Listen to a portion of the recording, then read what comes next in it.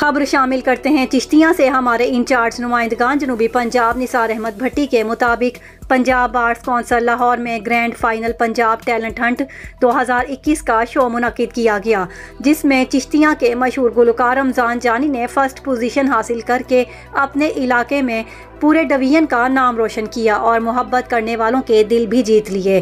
Punjab arts council Lahore में grand final Punjab talent Hunt 2021 का show मुनक्किद किया गया, जिसमें पंजाब के 9 डिवीजन लेवल पर फर्स्ट पोजीशन लेने वाले गुलकार लड़के और लड़कियों ने हिस्सा लिया। पंजाब टैलेंट हंट के जजेस उस्ताद हामिद अली खान, तरन्नुम नाज और फरहत मुल्तानी ने तमाम गुलकार की पुरमुसरत आवाज़ को सुना।